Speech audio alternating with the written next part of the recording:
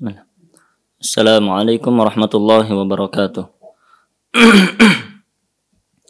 Innal hamdalillah nahmaduhu wa nasta'inuhu wa nastaghfiruh wa na'udzu billahi min shururi anfusina wa sayyiati a'malina. May yahdihillahu fala mudilla lahu wa may yudlilhu fala hadiyalah.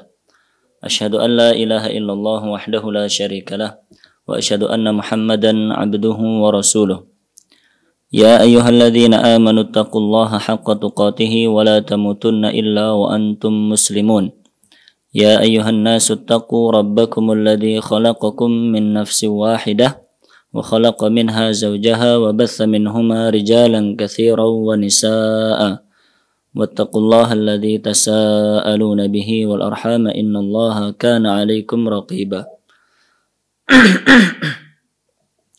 يا أيها الذين آمنوا اتقوا الله وقولوا قولا سديدا يصلح لكم أعمالكم ويغفر لكم ذنوبكم ومن يطع الله ورسوله فقد فاز فوزا عظيما أما بعد فإن أصدق الحديث كتاب الله وخير الهدي هدي محمد صلى الله عليه وسلم وشر الأمور محدثاتها فإن كل محدثة بدعة وكل بدعة ضلالة وكل ضلالة في النار. Allahumma salli wa sallim wa zid wa barik ala nabiyyina Muhammadin wa ala alihi wa ashabihi ajma'in. Kaum muslimin dan muslimah jamaah yang dirahmati oleh Allah Subhanahu wa taala. Alhamdulillah, segala puji bagi Allah Subhanahu wa taala yang senantiasa memberikan kepada kita rahmat, taufik untuk kita mampu melaksanakan ibadah dan amal-amal soleh, ketaatan kepadanya. Hingga saat ini kita diberi kesempatan oleh Allah untuk bersama-sama berusaha mengkaji ayat-ayat Al-Quran dan hadis-hadis Rasulullah sallallahu alaihi wasallam. Yang mana kegiatan seperti ini, yaitu kita mempelajari ayat Al-Quran dan hadis, merupakan kegiatan yang bernilai ibadah, maka sebuah karunia yang sangat agung ketika kita diberi kesempatan oleh Allah untuk melaksanakan ibadah yang mulia ini.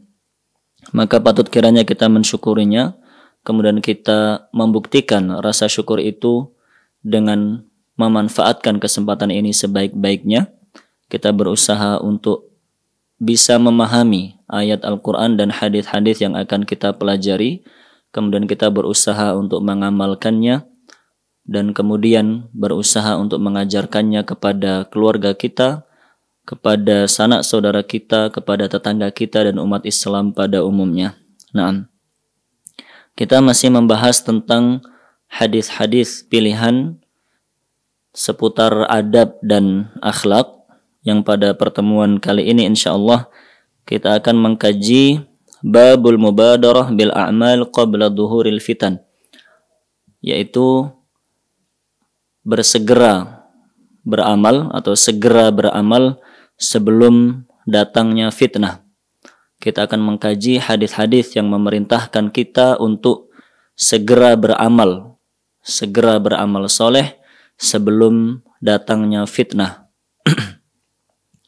Kaum muslimin dan muslimah dirahmati oleh Allah, yang dimaksud dengan fitnah dalam bab ini yaitu al-ikhtibar, yaitu ujian.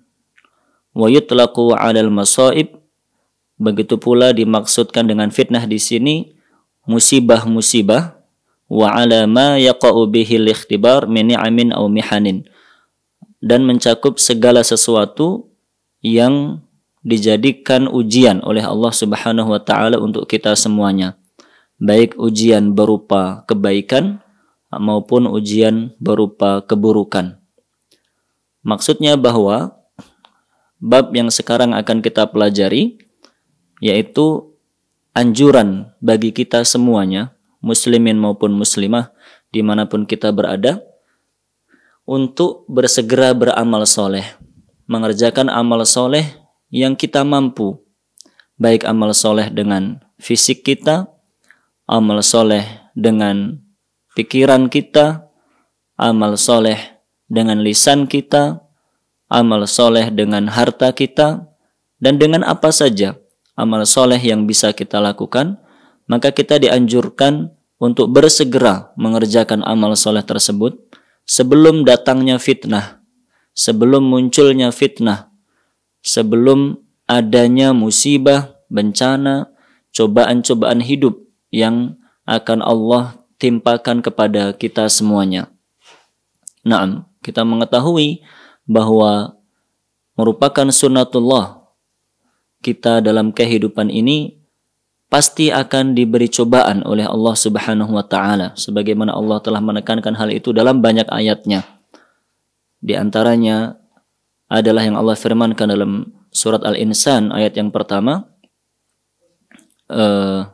ayat yang kedua, inna khalaqnal insana min nutfatin amsyajin nabtalih faja'alnahu sami'an basira. Sesungguhnya kami telah menciptakan manusia dari air mani yang bercampur. Nabtalih, untuk kemudian kami menguji manusia tersebut, faja'alnahu sami'an basira, sehingga kami jadikan manusia itu bisa mendengar dan bisa melihat.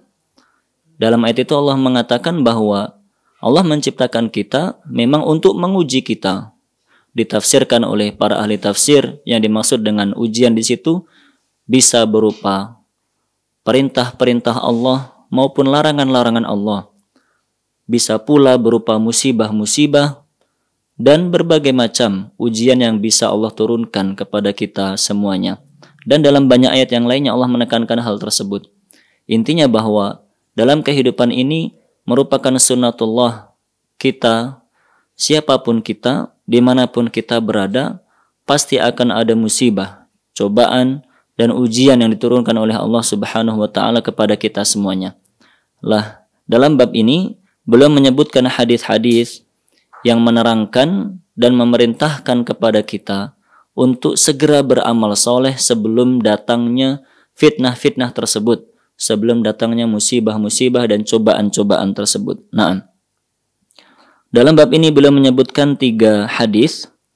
Yang pertama, an Abi Hurairah radhiyallahu an, dari Abu Hurairah radhiyallahu anhu, anna Rasulullah sallallahu alaihi wasallam qala, bahwa Rasulullah sallallahu alaihi wasallam bersabda, badiru bil a'mali fitanan ka qita'il lailil mudlim.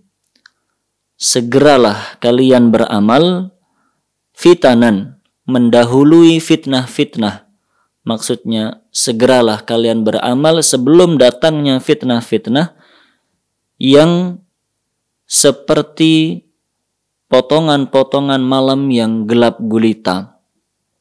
Yusbihur rajulu mu'mina wa yumsi kafira.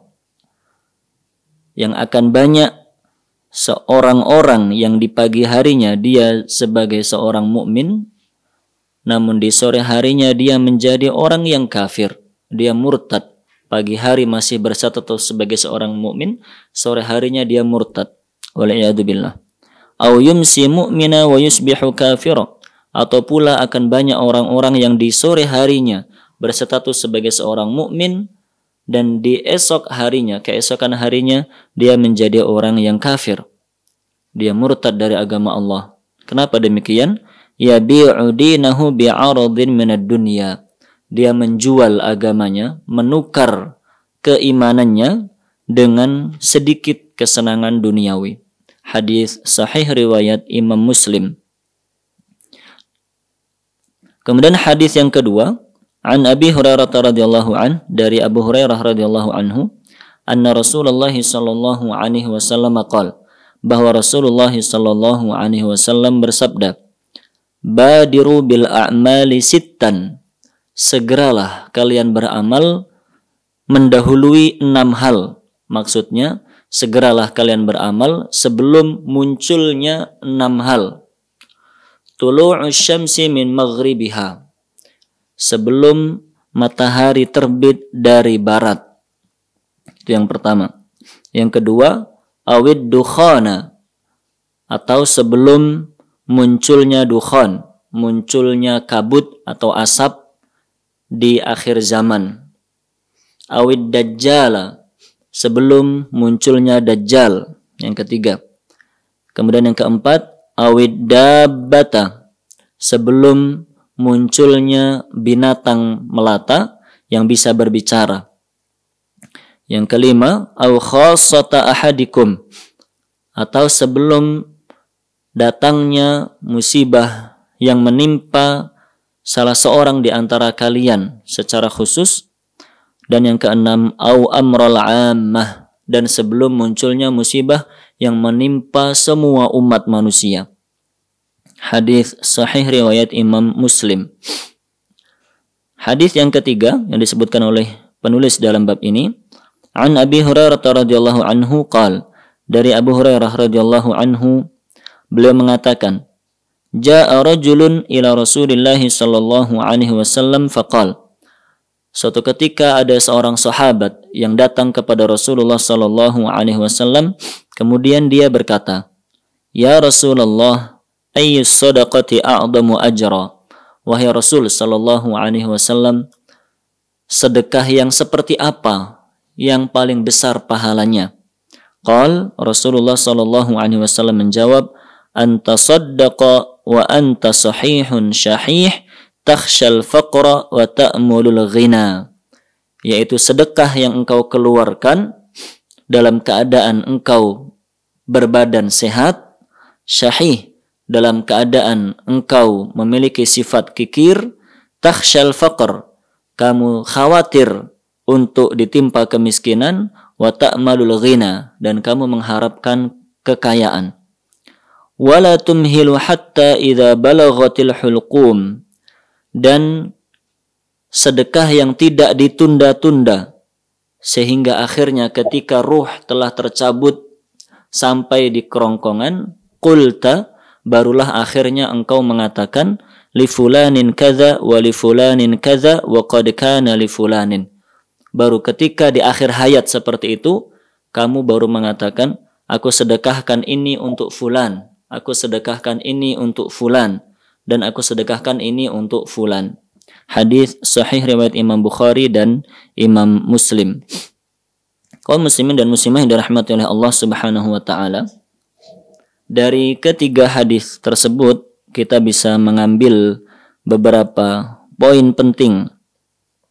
Yang pertama yaitu al-hathu 'alal mubadarati ilal a'malis salihah qabla ta'azzuriha wal ishtighali 'anha bima yahdutsu minal fitani, yaitu ada anjuran bagi kita semuanya untuk bersegera mengerjakan amal-amal soleh yang kita mampu. Apa saja amal soleh tersebut?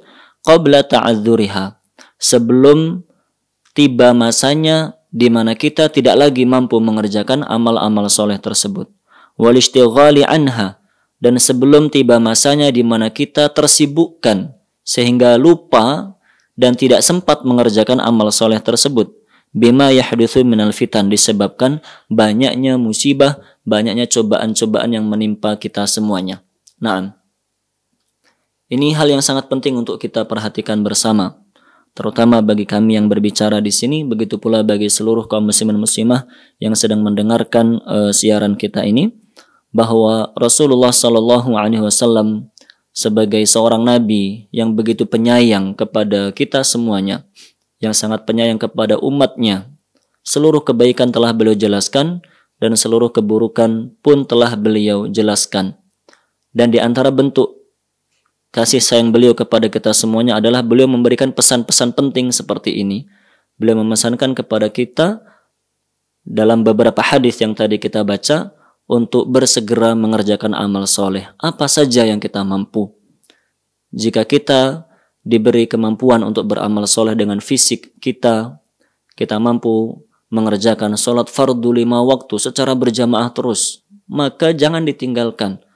Jangan sampai tiba waktu kemudian kita malas-malasan, menunda-nunda, akhirnya nanti ketika fisik kita tidak lagi sehat, tidak lagi kuat seperti itu, kita benar-benar tidak bisa lagi mengerjakan sholat fardu 5 waktu secara berjamaah. Seperti yang sedang kita rasakan saat ini, di mana kita berada dalam masa-masa di mana hampir semua umat manusia di dunia ini merasa ketakutan untuk berkumpul, bertemu dengan sesama manusia sendiri, dengan saudaranya sendiri. Takut untuk berinteraksi terlalu dekat begitu. Akhirnya sampai difatwakan untuk boleh tidak mengerjakan sholat berjamaah di masjid. Hal seperti ini, situasi seperti ini merupakan cobaan bagi kita semuanya. Dan seharusnya bagi kita kaum muslimin, terutama yang laki-laki, sebelum tiba masa seperti ini, sedari dulu kita sudah rajin mengerjakan sholat fardu secara berjamaah. Sehingga ketika tiba masa seperti ini, ketika kita tidak mungkin lagi atau tidak bisa lagi mengerjakan sholat fardu secara berjamaah, kita tetap dituliskan oleh Allah Subhanahu wa Ta'ala diberi pahala sebagai orang-orang yang mengerjakan sholat secara berjamaah.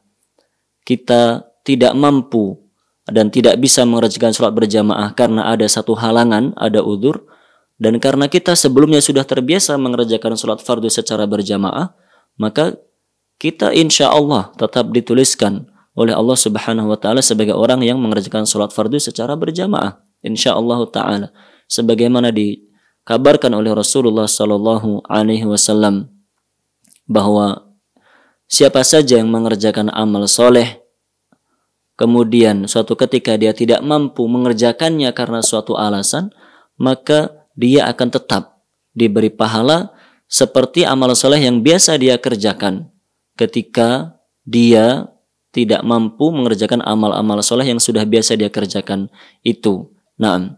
Idza maridul abdu aw safara kutiba lahu ma kana ya'mal sahihan muqima atau kama qala sallallahu alaihi wasallam.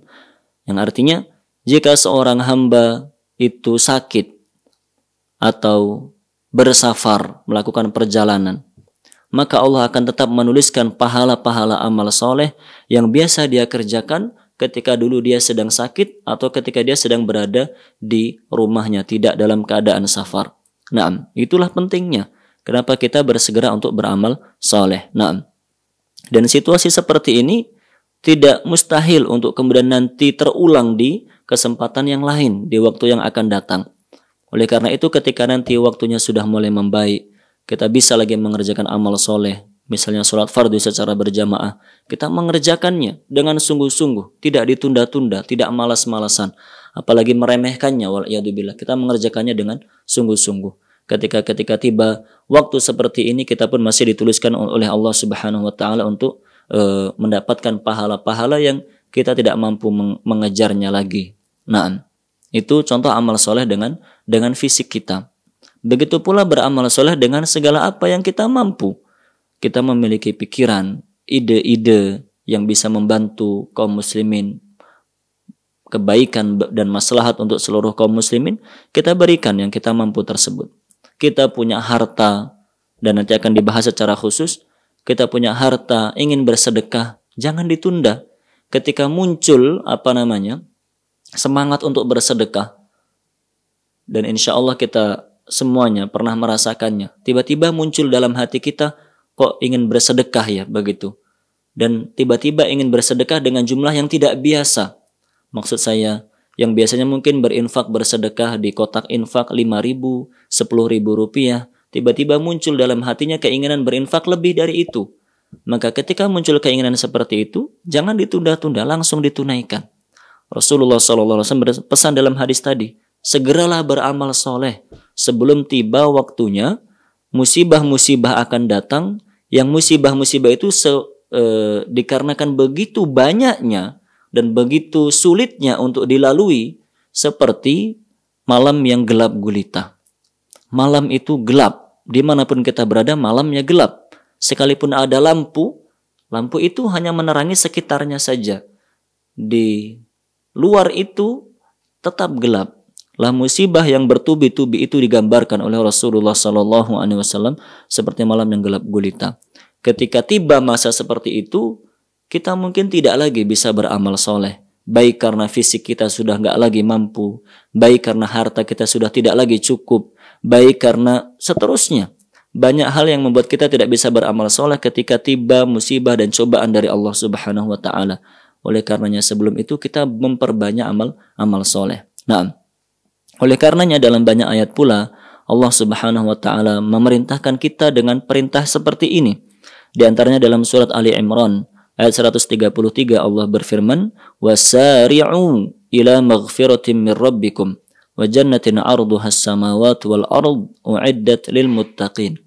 Dan bersegeralah kalian, cepat-cepatlah kalian untuk menuju ampunan Allah dan untuk menuju surga Allah Subhanahu wa taala yang luasnya seluas langit-langit dan bumi, yang disiapkan oleh Allah Subhanahu wa taala untuk hamba-hambanya yang bertakwa. Dalam ayat yang lainnya Allah Subhanahu wa taala berfirman dalam surat Az-Zariyat ayat ke-50, "Fafirru ilallah." Maka berlarilah kalian semuanya dengan cepat. Kemana berlarinya? Ilallah, menuju Allah Subhanahu wa taala. Inni lakum minhu nadhirum mubin. Sesungguhnya aku, yaitu Nabi Muhammad SAW, adalah pemberi peringatan yang nyata yang diutus oleh Allah Subhanahu wa taala. Dan masih banyak ayat-ayat yang lainnya yang semakna dengan itu, yang Allah Subhanahu wa taala memerintahkan kita ketika kita berusaha menuju kepada kebaikan, berusaha untuk menggapai ridha Allah, itu perintahnya selalu bersegera. Bahkan dalam surat Az-Zariyat tadi ayat ke-50, berlarilah kalian sekencang-kencangnya. Firru, fafirru, berlarilah kalian dengan sekencang-kencangnya menuju Allah Subhanahu wa taala. Naam. Demikian sebagai wujud kasih sayang Allah dan Rasulullah SAW kepada kita semuanya, mengingatkan bahwa kita hidup pasti akan dicoba, diuji oleh Allah Subhanahu wa taala. Makanya sebelum tiba cobaan-cobaan tersebut, mari kita beramal soleh. Naam. Kemudian faedah yang kedua yang dijelaskan oleh penulis di sini, al-mihan wasyada'id idza tawalat 'ala al-qulub afsadatha bima tu'assiru fiha minal qaswah.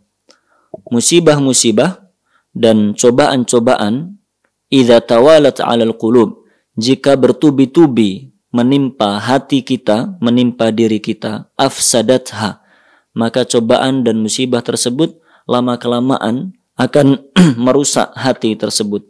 Bima tu'athiru fiha minal qaswah, yaitu bisa menyebabkan hati menjadi keras.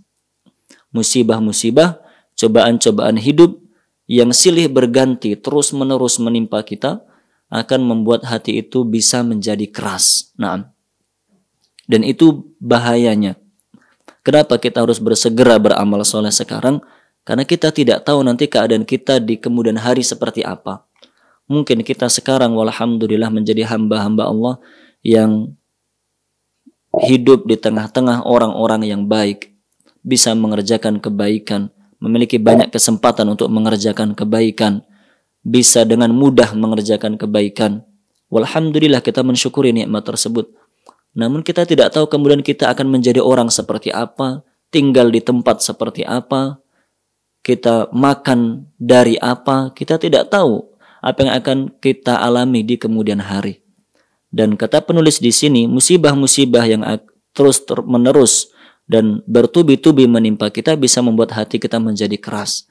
Dan ketika hati kita sudah menjadi keras, maka kita akan sulit untuk melaksanakan amal soleh kepada Allah Subhanahu wa taala. Ketika itu kita akan menjadi hamba-hamba yang sangat merugi. Maka sebelum itu terjadi, atau agar itu tidak terjadi, agar hati kita tidak menjadi keras, kita biasakan hati ini untuk beramal soleh kepada Allah Subhanahu wa ta'ala. Berzikir kepada Allah, mengingat Allah, memohon ampunan kepada Allah Subhanahu wa ta'ala, memohon taufik, memohon pertolongan, dan banyak hal. Hajah kita, kebutuhan kita kepada Allah itu sangat-sangat banyak. Tidak bisa terhitung.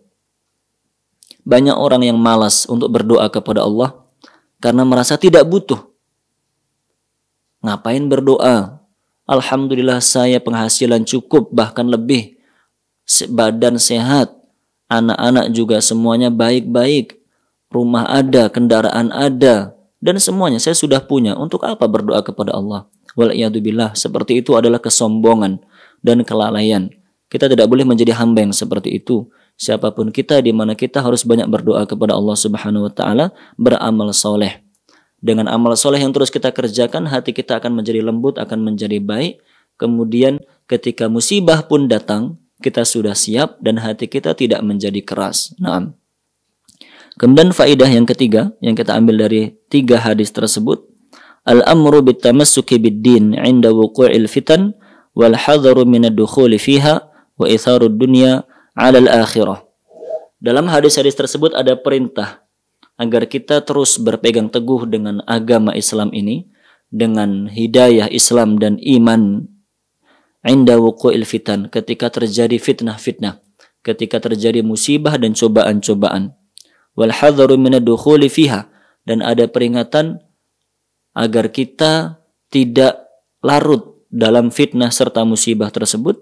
Wa itsarud dunya 'alal akhirah, dan ada peringatan agar kita tidak mementingkan, tidak mendahulukan dunia dibandingkan dengan akhirat. Artinya bahwa biasanya ketika musibah datang, karena hati kita sedih, hati kita galau, hati kita hancur, harta sudah hilang, dan semuanya musibah itu sangat-sangat berat. Biasanya dalam keadaan seperti itu, kita menjadi lupa dari Allah Subhanahu wa Ta'ala. Kita lupa untuk memohon pertolongan Allah. Kita lupa untuk mendekatkan diri kepada Allah. Kita lupa bahwa musibah itu datangnya dari Allah, dan yang bisa menolong kita untuk melewati cobaan-cobaan tersebut hanya Allah Subhanahu wa Ta'ala semata. Itu sering terjadi. Contoh yang paling real seperti yang kita rasakan pada saat ini di tengah wabah yang sangat menakutkan ini, malah ada orang-orang yang melakukan ritual-ritual syirik. Ada dukun atau orang pintar, biasanya disebut demikian, tapi tidak pintar. Nah, ada orang-orang seperti itu dalam situasi seperti ini musibah dan cobaan yang diturunkan oleh Allah Subhanahu wa Ta'ala. Justru mereka melakukan kesyirikan. Wal'iyadzubillah. Ada di media diberitakan pada beberapa waktu yang lalu di sebuah daerah, ada dukun yang berkumpul untuk melakukan ritual. Melakukan ritual tujuannya untuk menolak bala, untuk menghilangkan virus corona yang sekarang sedang menimpa di banyak negara. Nah, itu merupakan kesalahan yang sangat fatal. Itu merupakan kesalahan yang sangat fatal, bahkan bisa membuat kita menjadi orang yang murtad dari agama Islam. Itu hanya satu contoh, dan masih banyak contoh yang lainnya. Bahwa ketika musibah datang, karena kita bingung, kita takut, kita sedih, kita hancur, akhirnya malah membuat kita lalai dari Allah Subhanahu wa Ta'ala. Itu yang sering terjadi. Betapa banyak orang yang ketika ditimpa musibah kemudian mengeluh, marah-marah, mencela, bahkan memaki-maki, termasuk memaki-maki Allah Subhanahu wa Ta'ala. Wal'iyadzubillah. Nah, dalam hadis-hadis yang kita baca tadi, dalam keadaan yang sangat sulit, ketika musibah datang, cobaan-cobaan datang, apapun musibah dan bencananya, maka kita diperintahkan untuk berpegangan dengan tali yang sangat kuat, yaitu berpegangan dengan tali agama Allah Subhanahu wa Ta'ala. Saya ulangi, ketika musibah datang, ketika cobaan hidup datang, cobaan hidup yang apa saja, bisa berupa fitnah syahwat, bisa berupa fitnah syubuhat, bisa bencana alam, bisa apa saja. Ketika itu terjadi, maka kita diperintahkan untuk berpegang teguh dengan tali Allah yang sangat kuat, yaitu agama Islam. Mengamalkan perintah-perintah Allah, menjauhi larangan-larangan Allah Subhanahu wa Ta'ala. Dan dengan demikian, kita akan ditolong oleh Allah Subhanahu wa Ta'ala. Di tengah musibah yang menimpa, jika kita mendekatkan diri kepada Allah, maka akan ditolong oleh Allah Subhanahu wa Ta'ala.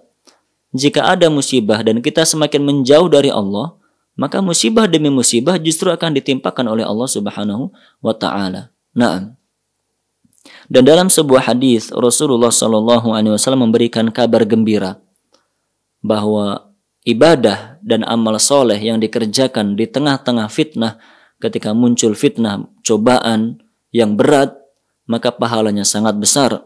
Beliau bersabda dalam sebuah hadis sahih riwayat Imam Muslim, al-ibadatu fil harj kahijratin ilayya. Ibadah yang dilakukan pada waktu harj, yaitu pada waktu munculnya fitnah, musibah, cobaan, kahijratin ilayya, seperti pahala hijrah kepadaku.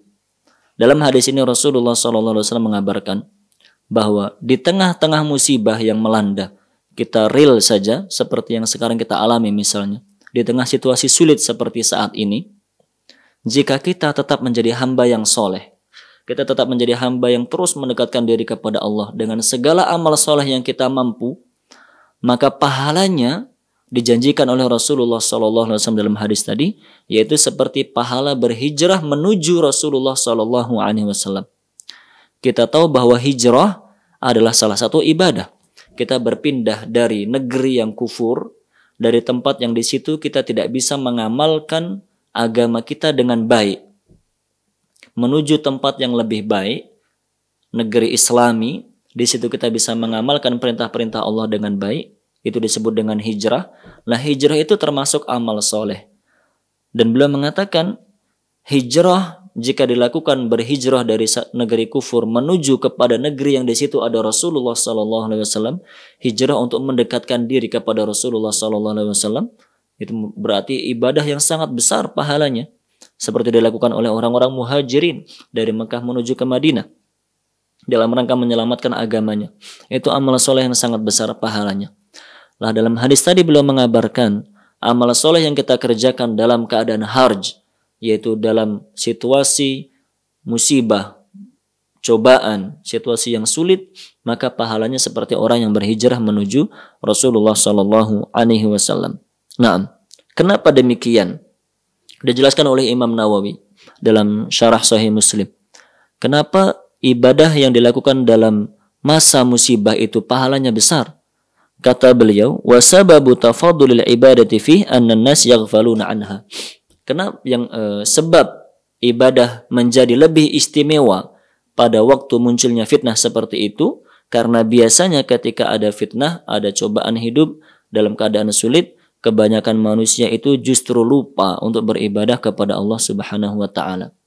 Ketika orang-orang lupa menjauh dari Allah dan kita menjadi hamba yang tetap mendekatkan diri kepada Allah, mengerjakan amal-amal soleh, ketika itulah pahala amal soleh yang kita kerjakan akan mendapatkan pahala yang lebih besar di sisi Allah Subhanahu wa taala. Nah, kemudian faedah yang keempat yang kita petik dari hadis-hadis tersebut, al-iman bima akhbara bihi Rasulullah sallallahu alaihi wasallam min al-fitan wal ayatil madhkurah fil ahadits sabiqah.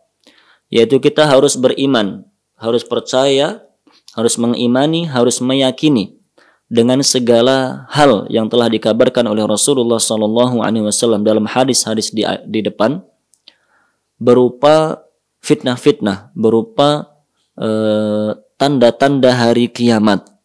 Wa annaha sataqa'u fi akhiriz zaman, dan bahwa semua tanda-tanda kiamat itu akan terjadi pada akhir zaman, menjelang terjadinya kiamat. Yang dimaksud oleh beliau adalah tanda-tanda kiamat yang disebutkan dalam hadis yang kedua yang kita baca tadi, ketika Rasulullah SAW memerintahkan kita untuk segera beramal soleh sebelum munculnya 6 fitnah, sebelum munculnya 6 cobaan yang diturunkan oleh Allah Subhanahu wa taala. Yang pertama yaitu tulu' asy-syamsi min maghribiha, yaitu sebelum matahari terbit dari barat. Kita sebagai hamba Allah yang beriman harus meyakini hal tersebut, bahwa akan tiba nanti masanya di mana matahari itu akan terbit dari arah yang tidak biasa. Yang biasanya terbit dari arah timur, maka menjelang hari kiamat nanti akan terbitlah matahari itu dari arah barat. Kita harus meyakini hal tersebut. Walaupun mungkin bagi sebagian kita tidak logis. Bagaimana bisa? Kan rotasi bumi, rotasi matahari sudah jelas begitu terus rotasinya. Kok bisa matahari akan terbit dari barat? Bagaimana caranya? Maka kita sebagai hamba mukmin dan mukminah, kewajiban kita harus percaya, harus meyakini jika hal itu sudah dikabarkan oleh Rasulullah Sallallahu Alaihi Wasallam. Maka itu pasti akan terjadi, dan itu akan menjadi salah satu tanda ditutupnya pintu taubat, yaitu ketika matahari sudah terbit dari barat. Ketika itu tidak lagi bermanfaat orang beramal soleh, orang yang dulunya kafir ingin masuk Islam, yang dulunya ahli maksiat menjadi ahli ketaatan. Kalau matahari sudah terbit dari barat, maka ketika itu pintu taubat sudah ditutup oleh Allah Subhanahu wa taala. sebagaimana disebutkan dalam hadis, yaitu Rasulullah sallallahu alaihi wasallam bersabda, "Innallaha yabsutu yadahu bil-lail liyatuba musii'an nahar wa yabsutu yadahu bin-nahar liyatuba musii'al lail." Atau kama qala sallallahu alaihi wasallam, "Hatta tatlu'a asy-syamsu min maghribiha."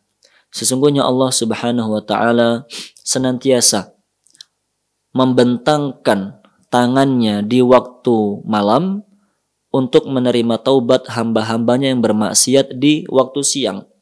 Dan Allah senantiasa membentangkan tangannya di waktu siang untuk menerima taubat hamba-hambanya yang bermaksiat di waktu malam. Hatta tatlu'a asy-syamsu min maghribiha, itu terus dilakukan oleh Allah Subhanahu wa taala sampai matahari terbit dari barat. Ketika matahari sudah terbit dari barat, maka pintu taubat ditutup oleh Allah Subhanahu wa taala. Nah, kemudian yang beliau sebutkan pula dalam hadis tadi, di antara tanda kiamat yang harus kita yakini adalah ad-dukhan, akan munculnya kabut asap yang disebutkan oleh penulis di sini, dijelaskan oleh beliau, ad-dukhan yakhruju akhiraz zaman. Kabut asap ini akan muncul di akhir zaman, yamla'u ma bainal masyriqi wal maghrib, dan akan memenuhi seluruh penjuru dari timur sampai barat, semuanya akan diliputi oleh kabut asap ini. Bahkan disebutkan dalam penjelasan yang lain, ini akan memenuhi dari bumi sampai langit. Artinya kabut asap ini memenuhi semuanya, dari langit sampai bumi, timur, barat, utara, selatan, semuanya diliputi, ditutupi oleh kabut asap tersebut. Yang seperti ini harus kita imani, karena Allah Subhanahu wa taala pun telah mengabarkan dalam Al-Qur'an, yaitu dalam surat Ad-Dukhan ayat ke-10 dan ke-11. Sampai ada surat khusus membahas tentang dukhan ini, atau yang dinamakan dengan surat Ad-Dukhan. Surat yaitu kabut asap. Allah berfirman dalam ayat yang ke-10, "Fartaqib yauma ta'tis sama'u bidukhanin mubin." Maka tunggulah hari di mana ketika itu langit akan menurunkan kabut asap yang jelas, nampak jelas kabut asapnya terlihat nyata. Yaghshan nas hadza adzabun alim. Kabut asap itu akan meliputi semua umat manusia, menutupi semua orang. Hadza adzabun alim. Itulah siksa yang pedih. Naam. Demikian difirmankan oleh Allah Subhanahu wa taala dalam Al-Qur'an dan telah disabdakan oleh Rasulullah sallallahu alaihi wasallam dalam hadis tadi. Maka kewajiban kita untuk beriman bahwa pada akhir zaman nanti pasti akan ada hal yang demikian. Kita tidak boleh meragukannya, harus benar-benar yakin. Tidak usah bertanya dari mana datangnya asap sebanyak itu. Asap yang bisa meliputi seluruh dunia, bagaimana caranya? Akan sangat mudah bagi Allah Subhanahu wa taala untuk melakukan hal yang seperti itu. Kita hanya berkewajiban untuk mengimaninya saja. Dan kita tidak boleh kemudian kebablasan. Ketika sudah beriman, yakin, percaya, sudah cukup sampai di situ, tidak perlu kita kemudian memprediksi sendiri. Oh, mungkin terjadinya tanggal ini, hari ini, dimulai dari sebelah sana asapnya. Tidak boleh kita menggunakan perkiraan-perkiraan sendiri, atau biasa disebut dengan cocok logi begitu. Tidak boleh. Itu adalah hal gaib yang kita tidak tahu apa-apa. Hanya Allah Subhanahu wa taala yang tahu. Rasulullah SAW, pemimpin umat manusia, dan malaikat Jibril, pemimpinnya para malaikat, itu tidak tahu kapan terjadi hari kiamat dan bagaimana nanti hakikat terjadinya fitnah tersebut. Beliau pun juga tidak tahu, hanya mengabarkan yang diajarkan oleh Allah, bahwa nanti akan ada asap yang meliputi semua penjuru dunia. Semua orang akan melihat dengan nyata asap tersebut. Sampai di situ beliau menjelaskan, maka kita beriman seperti yang beliau jelaskan. Tidak kemudian kebablasan menggunakan logika sendiri. Naam. Dan ayat yang kedua atau tanda hari kiamat yang disebutkan yang ketiga oleh beliau dalam hadis tadi, ad-dajjal, yaitu munculnya dajjal. Dajjal akan muncul di akhir zaman dan dijelaskan dalam hadis-hadis sahih bahwa dia akan berkelana mengelilingi dunia, semua penjuru dunia akan dia masuki dan akan dia kelilingi kecuali Makkah dan Madinah, dua kota suci yang dimuliakan oleh Allah Subhanahu wa taala. Karena dua kota suci itu di setiap sudutnya, di setiap penjurunya ada malaikat yang menjaga. Ketika Dajjal ingin memasuki kedua kota itu, maka Dajjal akan diusir oleh malaikat yang membawa pedang yang terhunus, sebagaimana dijelaskan dalam hadis-hadis yang sahih. Dan Dajjal ini sudah pernah dilihat oleh seorang sahabat, yaitu Tamim Ad-Dari radhiyallahu an. Dalam hadis sahih riwayat Imam Muslim, hadisnya cukup panjang. Di situ diceritakan bahwa Rasulullah SAW suatu ketika setelah melaksanakan sholat fardu mengatakan kepada seluruh sahabat, liyabqa kullun minkum musallah, atau liyalzam kullun minkum musallah, atau kama qala sallallahu alaihi wasallam. Setelah sholat beliau mengumumkan kepada seluruh sahabat, tetaplah semua berada di tempat sholatnya masing-masing. Artinya jangan membubarkan diri. Kemudian beliau menceritakan kisah yang membuat beliau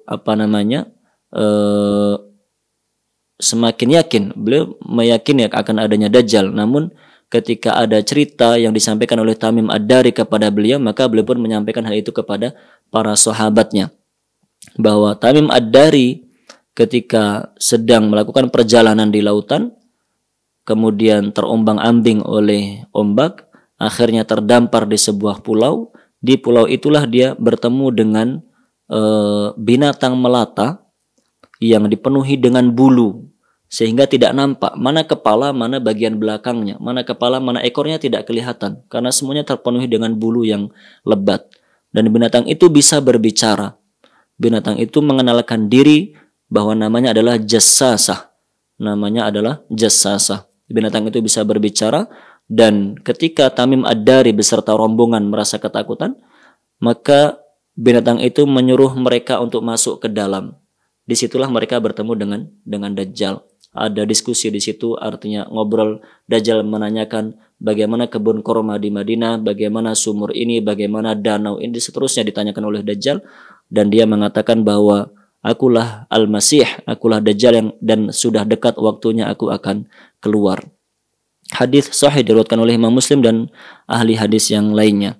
Intinya, kita berkewajiban meyakini bahwa akan ada makhluk Allah yang bernama Dajjal dengan ciri-ciri yang sudah dijelaskan dalam hadis-hadis yang sahih. Dia akan menebar fitnah, mengaku sebagai nabi, bahkan akhirnya mengaku sebagai Tuhan. Dan dia menjadi fitnah terbesar bagi umat manusia, muncul di akhir zaman. Dan kita beriman dengan semua hadis sahih yang menerangkan tentang hal itu dengan keimanan yang mantap dan tanpa harus mengotak-ngatiknya, tanpa harus kemudian melakukan cocok logi, kita menggunakan logika sendiri, bahkan sampai meyakini Dajjal itu sudah keluar di sana dan seterusnya. Nanti akan menjadi dukun kalau begitu kita mengaku mengetahui ilmu gaib. Rasulullah SAW hanya mengabarkan bahwa Dajjal itu nanti munculnya dari arah timur. Arah timurnya yang mana? Wallahu a'lam. Belum, hanya mengisyaratkan menuju ke arah timur.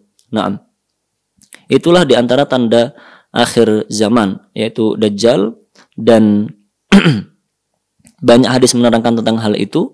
Maka kita cukup mengimani seperti yang diterangkan oleh Rasulullah SAW dalam hadis-hadis tersebut. Kemudian ada lagi tanda kiamat yang disebutkan oleh beliau tadi, yaitu ad-dabbah, yaitu munculnya binatang melata yang bisa berbicara. Munculnya binatang melata yang bisa berbicara. Namun binatang yang bisa berbicara yang akan muncul di akhir zaman ini bukan yang tadi yang dilihat oleh Tamim Ad-Dari ketika beliau terdampar di pulau tadi. Dijelaskan oleh para ulama demikian. Walaupun memang ada khilaf ulama di situ. Abdullah bin Amr bin As mengatakan bahwa Jassasah, binatang yang banyak bulunya tadi yang dilihat oleh Tamim Ad-Dari radhiyallahu anhu dan sahabat yang lainnya di sebuah pulau tadi, itulah nanti yang akan muncul di akhir zaman. Menurut Abdullah bin Amr bin As demikian. Namun para sahabat yang lainnya, dan itulah yang dipilih oleh jumhur ulama, bahwa dabbah, binatang melata yang bisa berbicara yang akan muncul di akhir zaman nanti, itu bukan Jassasah yang tadi. Kenapa? Karena memang berbeda keterangan yang disampaikan oleh Rasulullah SAW. Jassasah tadi diciptakan oleh Allah, dia tugasnya seperti itu, tugasnya untuk menjaga tempat dikurungnya Dajjal, kemudian untuk menyampaikan berita-berita kepada Dajjal seperti disebutkan dalam hadis tadi. Adapun dabah yang akan muncul di akhir zaman nanti, Allah Subhanahu wa taala mengutusnya setelah terbitnya matahari dari barat. Jadi setelah terbit matahari dari barat, barulah muncul dabah ini, muncul binatang melata yang bisa berbicara, dan tugasnya dia adalah untuk memberi tanda semua orang yang beriman akan tertuliskan beriman, mukmin di kepalanya, yang kufur akan tertuliskan kafir di kepalanya. Itulah tugasnya dabah yang akan muncul di akhir zaman nanti. Karena keterangan yang berbeda, maka para ulama, yaitu jumhur ulama, mengatakan bahwa dabah yang akan muncul di akhir zaman nanti bukan jassasah yang tadi dilihat oleh Tamim Ad-Dari. Wallahu a'lamu bishawab.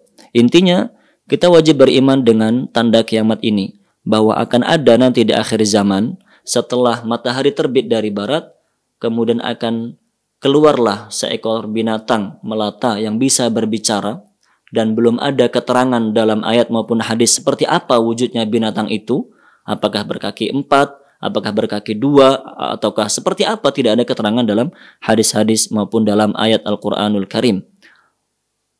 Binatang itu diutus oleh Allah Subhanahu wa taala untuk memberi tanda tadi. Yang mukmin akan ada tanda beriman di kepalanya, yang kafir akan ada tanda kafir di kepalanya. Dan ketika itu, karena matahari sudah terbit dari barat, maka pintu taubat sudah tertutup. Yang dia benar-benar beriman dan ada tandanya beriman, maka dia adalah orang-orang yang benar beriman. Dan yang sudah ada tandanya kafir, dia tidak bisa bertaubat karena matahari sudah terbit dari barat. Naam. Rasulullah SAW bersabda dalam sebuah hadis sahih riwayat Imam Muslim, "Salasun idza kharajna la yanfa'u nafsan imanuha lam takun amanat min qabl aw kasabat fi imaniha khaira." Ada 3 tanda kiamat, jika sudah terjadi maka tidak akan bermanfaat lagi keimanan orang-orang yang sebelumnya tidak beriman, tidak bermanfaat pula amal soleh yang dikerjakan oleh orang-orang yang sebelumnya tidak beramal soleh. Yaitu tulu'u syams min maghribiha, yaitu ketika matahari sudah terbit dari barat, wad dajjal, ketika dajjal sudah keluar, wadabatul ard, dan ketika sudah keluar binatang melata yang bisa berbicara tadi. Naam. Dan disebutkan oleh Syekh Abdurrahman As-Sa'di rahimahullah dalam tafsir beliau ketika menafsirkan surat An-Naml ayat 82. Jadi Allah Subhanahu wa taala telah mengabarkan bahwa di akhir zaman akan muncul binatang ini dalam firman-Nya, wa idza waqa'al qawlu 'alaihim akhrajna lahum dabbatan minal ardi tukallimuhum anna an-nasa kanu biayatina la yuqinun. Dan jika telah tiba waktunya ketetapan kami kepada mereka, kepada umat manusia, akhrajna lahum dabbatan minal ard, akan kami keluarkan kepada mereka binatang dari tanah, binatang melata dari bumi ini, tukallimuhum, yang bisa berbicara kepada mereka, annas, bahwa semua umat itu, semua manusia, kanu bi ayatina la yuqinun, tidak yakin, tidak beriman kepada ayat-ayat kami. Itulah ayat yang menerangkan akan munculnya binatang ini. Lah Syekh Abdurrahman As-Sa'di rahimahullah mengatakan dalam tafsir beliau ketika menafsirkan ayat tersebut, lam yadhkurillahu wa rasuluhu kaifiyata hadhihi dabbah wa innama dzakara atharaha wal maqsuda minha. Allah Subhanahu wa taala dan Rasulullah sallallahu alaihi wasallam tidak pernah menyebutkan ciri-ciri binatang ini, bentuknya seperti apa, warnanya apa, dan seterusnya. Tidak ada keterangan dalam ayat maupun dalam hadis. Wa innama dzakara atharaha wal maqsuda minha. Hanya Allah menjelaskan tujuan dikeluarkannya binatang ini saja, yaitu untuk memberi tanda. Yang beriman akan ada tanda beriman di kepalanya, yang kafir akan ada tanda kafir di kepalanya. Namun bagaimana bentuknya tidak ada yang tahu. Maka kita tidak boleh kemudian mengaku-ngaku, pakai logika, malah bisa menggambar segala bentuknya seperti ini dan seperti itu. Yang demikian tidak diperkenankan. Kita hanya beriman sebagaimana yang dijelaskan oleh Rasulullah SAW dan oleh Allah Subhanahu Wa Taala bahwa Dia akan keluar di akhir zaman, tepatnya keluar setelah matahari terbit dari barat, yaitu berdasarkan sabda Rasulullah SAW. Beliau mengatakan takhruju duhan, beliau mengatakan inna awwalal ayati khurujan tulu'asy syamsi min maghribiha. Tanda hari kiamat yang tidak biasa yang akan terjadi pertama kali nanti di akhir zaman adalah terbitnya matahari dari barat. Maksudnya begini, diterangkan oleh para ulama. Tanda kiamat itu kan ada yang berupa kemunculan umat manusia biasa, seperti Dajjal. Dajjal itu manusia. Dia menjadi tanda kiamat. Begitu pula turunnya Nabi Isa, itu tanda kiamat. Tapi Nabi Isa juga manusia biasa. Kemudian Ya'juj dan Ma'juj, mereka juga manusia. Itu semua adalah tanda-tanda hari kiamat. Dan itu terjadi sebelum matahari terbit dari barat. Itu semuanya sudah terjadi dahulu. Dajjal, Nabi Isa, kemudian Ya'juj dan Ma'juj dan yang lain-lainnya. Itu semua merupakan tanda hari kiamat yang dikatakan sebagai tanda hari kiamat biasa. Maksudnya karena terjadi dan bentuknya adalah manusia biasa. Yang dimaksud dalam hadis ini yaitu tanda hari kiamat yang tidak biasa. Yaitu ketika pola dunia ini sudah tidak lagi seperti biasanya. Seperti tadi, yang matahari seharusnya terbit dari timur, tiba-tiba terbit dari barat. Lah tanda yang tidak biasa yang pertama kali akan terjadi adalah terbitnya matahari dari barat. Itu tanda yang tidak biasa. Setelah matahari terbit dari barat, barulah keluar binatang yang bisa berbicara. Itu juga tidak biasa. Binatang biasanya tidak bisa berbicara. Ini ada binatang bisa berbicara. Naam. Kata Rasulullah SAW dalam hadis ini, sesungguhnya tanda kiamat yang pertama kali terjadi adalah terbitnya matahari dari barat. Maksudnya tanda kiamat pertama di antara tanda-tanda kiamat yang tidak biasa.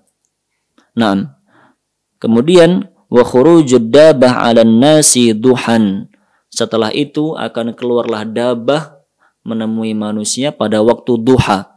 Setelah terbit matahari tadi, pada waktu duhanya keluarlah dabah, keluarlah binatang yang bisa berbicara tersebut. Hadis sahih riwayat Imam Muslim.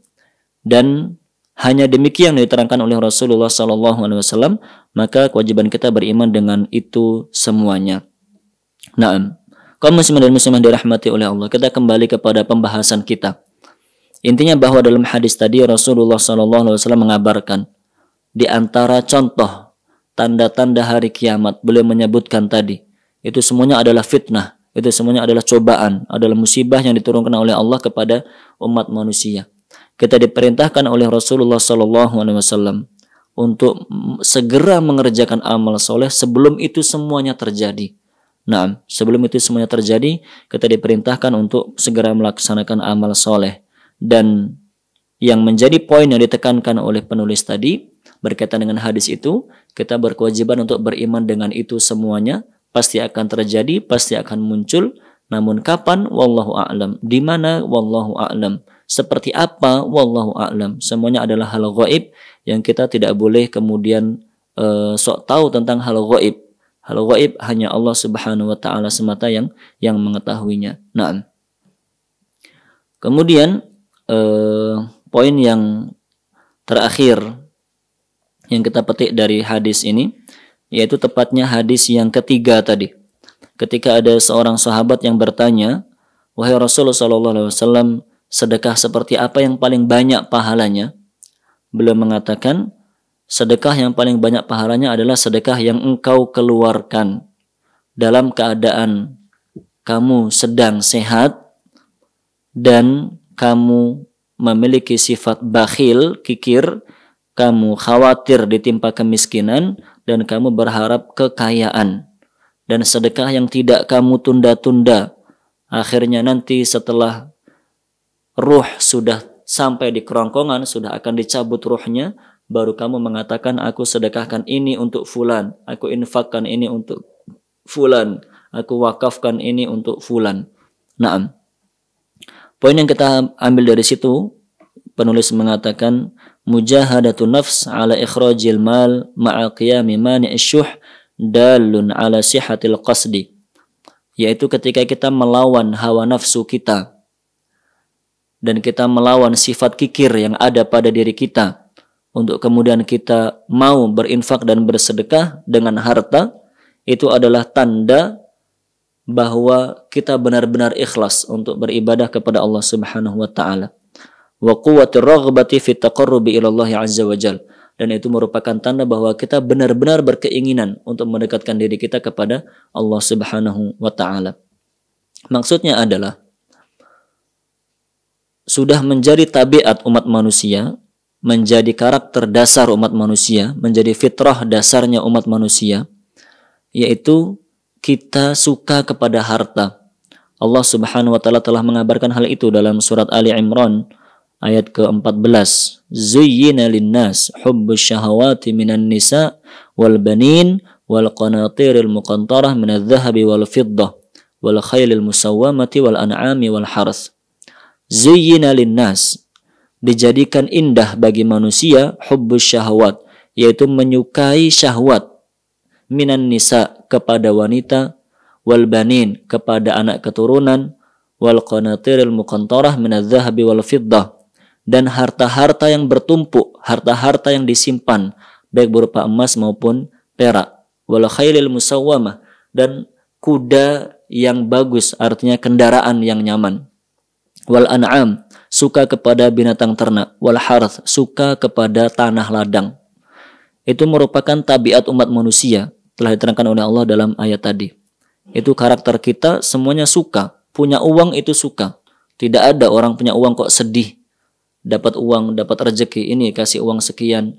Nggak ada kemudian sedih, malah nangis. Tidak demikian. Semua orang karakter dasarnya mendapatkan uang, mendapatkan harta itu sangat senang.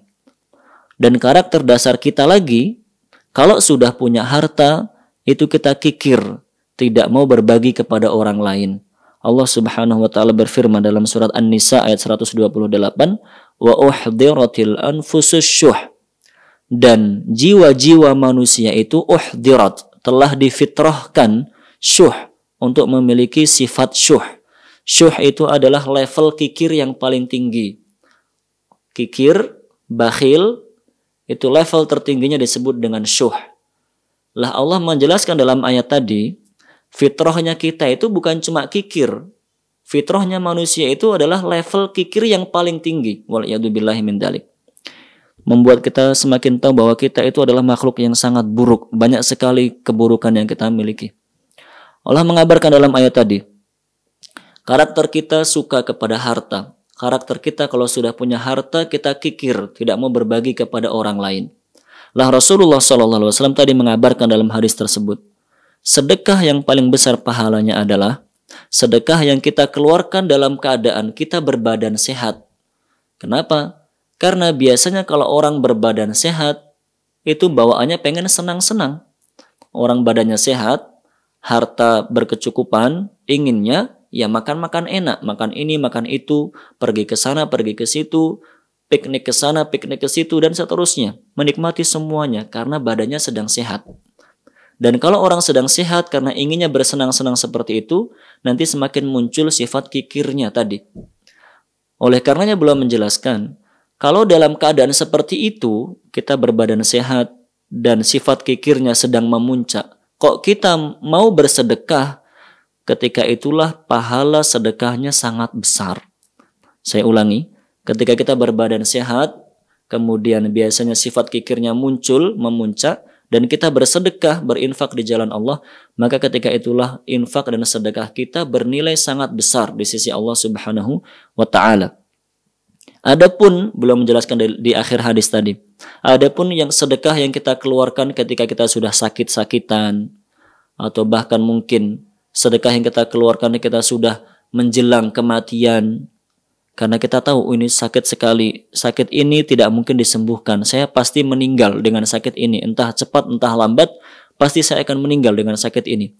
Baru kita berpikir, apa bekal yang akan saya bawa untuk menghadap kepada Allah. Kita baru berpikir mewakafkan tanah ini, menginfakkan uang ini, menyedekahkan kendaraan ini, dan seterusnya. Yang seperti itu juga amal soleh, itu merupakan kebaikan. Kita berwakaf, kita bersedekah, kita berinfak ketika kita sakit, itu merupakan amal soleh yang luar biasa. Bahkan bisa menjadi penyebab kita diberikan kesembuhan oleh Allah Subhanahu wa Ta'ala. Namun dalam hadis ini Rasulullah SAW menjelaskan bahwa amal soleh yang seperti itu pahalanya kalah jika dibandingkan dengan infak sedekah yang kita keluarkan ketika kita dalam keadaan sehat dan biasanya sifat kikirnya sedang memuncak. Nah, oleh karena itu memang kita butuh untuk mujahadatun nafas. Kita melawan nafsu kita, menekan nafsu kita untuk kemudian kita mau berinfak dan bersedekah. Walaupun kita tidak dalam keadaan sakit tadi, sehat, karena sehat ingin makan ini, ingin makan itu, maka dilawan nafsu seperti itu. Makan secukupnya. Yang penting bisa membuat tubuh kita kuat, sehat, sudah cukup, tidak perlu berlebihan. Masih banyak di sana saudara-saudara kita yang untuk makan sulit, bahkan tidak bisa makan. Masya Allah. Fisik kita sehat, harta kita banyak, inginnya piknik ke sana, piknik ke sini, semuanya dikunjungi, Masya Allah. Maka kita piknik secukupnya, dan itu boleh-boleh saja. Kita bertamasya, kita piknik, kita refreshing, boleh-boleh saja. Namun secukupnya. Sudah refreshing, sudah cukup. Setelah itu harta yang masih berlebih lagi, maka kita sedekahkan. Masih banyak saudara-saudara kita, jangankan untuk piknik, mikir hidup saja mereka susah. Nah, badan sehat, inginnya tadi, semuanya dilakukan. Inginnya belanja ini, belanja itu, inginnya beli baju, dan seterusnya. Maka kita tekan nafsu seperti itu, bahwa kita harus hidup dengan qanaah, dengan zuhud secukupnya, tidak perlu berfoya-foya, dan sisanya kita berikan kepada saudara-saudara kita. Hal seperti itu butuh perjuangan, tidak mudah. Oleh karenanya pahala yang dijanjikan oleh Rasulullah SAW pun beliau mengatakan itu adalah sedekah yang paling besar. Naam. Wallahu a'lamu bishawab. Demikian yang kita bahas pada kesempatan pagi hari ini. Semoga menjadi ilmu yang bermanfaat, dapat kita amalkan, dapat kita ajarkan kepada keluarga tercinta kita, sanak saudara kita, dan umat Islam pada umumnya. Intinya bahwa kita pada kesempatan pagi hari ini membahas perintah-perintah dan anjuran Rasulullah SAW kepada kita untuk memperbanyak amal soleh dan bersegera beramal soleh sebelum tibanya musibah, bencana, dan situasi-situasi sulit yang membuat kita tidak lagi mampu untuk mengerjakan amal soleh tersebut. Nah, pertanyaan yang pertama, apakah men-share artikel agama yang sesuai sunnah di medsos merupakan ladang pahala amal soleh? Nah, men-share kebaikan yang ditanyakan di sini adalah artikel. Men-share, membagikan tulisan-tulisan ilmiah yang di situ disampaikan Al-Quran, disampaikan hadis, dan difahami sesuai dengan pemahaman yang benar, pemahaman salafus saleh. Kita men-share-nya untuk kemudian dibaca oleh teman-teman kita, dibaca oleh saudara-saudara kita, itu adalah termasuk amal soleh. Nah, dalam hadis Rasulullah SAW bersabda, "Man dalla ala khair, falahu mithlu ajri amilihi min ghairi an yanqusa min ujurihim syai'an." Atau kama qala sallallahu alaihi wasallam. Siapa saja yang menunjukkan kebaikan, boleh menggunakan lafaz yang mutlak, lafaz yang sangat umum sekali. Belum mengatakan siapa saja menunjukkan kepada kebaikan. Kebaikannya apa saja. Yang penting itu adalah kebaikan sesuai dengan Al-Quran, hadis, dan pemahaman yang benar. Dan caranya bagaimana saja. Bisa dengan ceramah, bisa dengan nulis buku. Kalau kita nggak bisa apa-apa, cukup dengan men-share saja. Nggak bisa pula men-share, kita cuma ngasih tahu temannya. Ngasih tahu itu di sana ada pengajian. Itu di sana ada orang yang sedang belajar Al-Quran. Kita nggak bisa apa-apa, cuma bisa ngasih tahu saja. Ini jadwal pengajiannya. ini jadwal belajar Al-Qur'annya dan seterusnya, itu semua adalah termasuk amal soleh dan kebaikan buat kita semuanya. Naam, jika ditanyakan itu apakah itu amal soleh, jawabannya adalah naam. Namun yang perlu diperhatikan, kaum muslimin dan muslimah dirahmati oleh Allah, pada masa seperti saat ini, di mana kita begitu mudah mengakses semua berita yang kita dapatkan, karena begitu mudah kita dapatkan dan begitu mudah kita menyebarkannya kepada orang lain, akhirnya kita lupa bahwa tidak semua hal yang kita tahu, tidak semua hal yang kita dengar itu harus disampaikan kepada orang lain. Nah, jika ada berita, jika ada kabar, kita harus tabayyun, harus pastikan berita itu adalah benar, baru kita sampaikan kepada orang lain. Karena termasuk perbuatan dusta, termasuk perbuatan dosa, kalau kita men-share semua apa yang kita tahu. Rasulullah SAW bersabda, kafa bil mar'i isman, atau dalam hadis yang lain, kafa bil mar'i kadhiban an yaqula bi kulli ma sami'a, kama qala sallallahu alaihi wasallam, an yuhadditha bi kulli ma sami'a. Cukuplah seorang itu dianggap berdosa ketika dia mengucapkan, membicarakan semua apa yang dia dengar.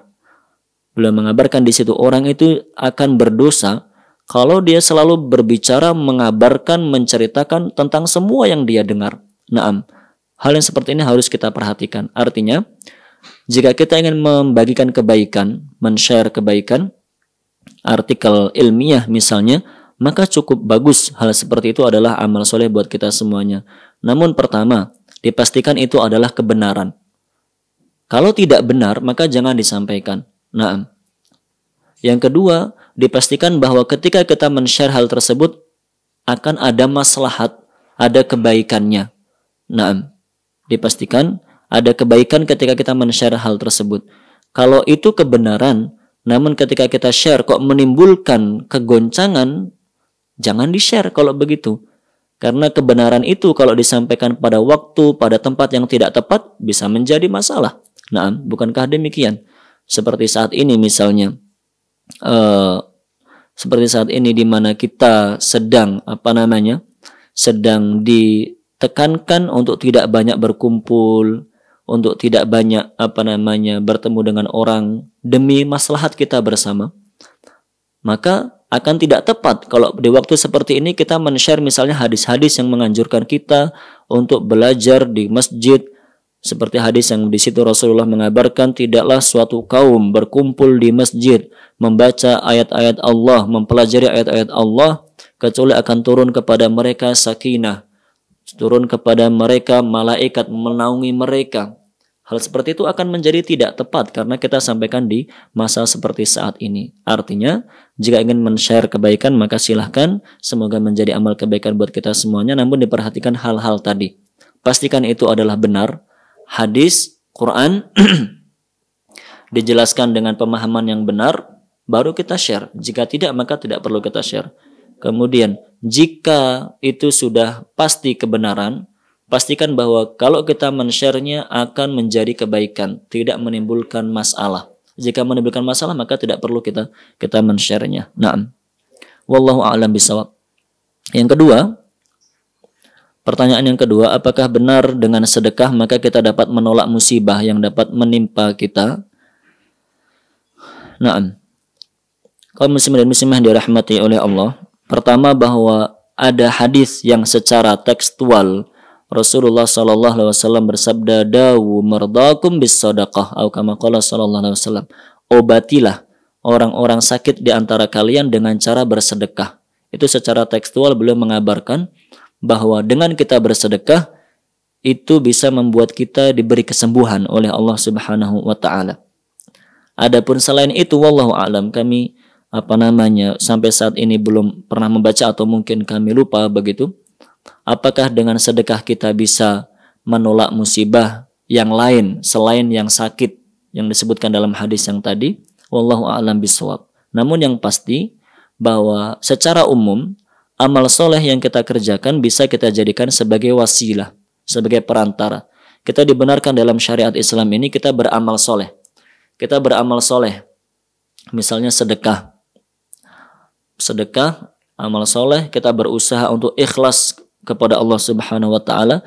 Kemudian dengan amal soleh itu kita berwasilah, ya Allah, dengan perantara amal soleh yang aku kerjakan ini, maka misalnya jauhkan kami dari kekeringan, misalnya jauhkan kami dari orang-orang jahat dan seterusnya, maka itu dibenarkan. Naam, wallahu a'lamu bishawab. Baik, demikian yang kita bahas pada kesempatan pagi hari ini. Semoga menjadi ilmu yang bermanfaat, dapat kita amalkan, dapat kita ajarkan kepada keluarga tercinta kita, sanak saudara kita dan umat Islam pada umumnya. Atas segala kekurangan kami mohon maaf yang sebesar-besarnya. Subhanakallahumma bihamdika asyhadu an la ilaha illa anta astaghfiruka wa atubu ilaik. Sallallahu ala nabiyyina Muhammadin wa ala alihi wa ashabihi ajma'in. Assalamualaikum warahmatullahi wabarakatuh.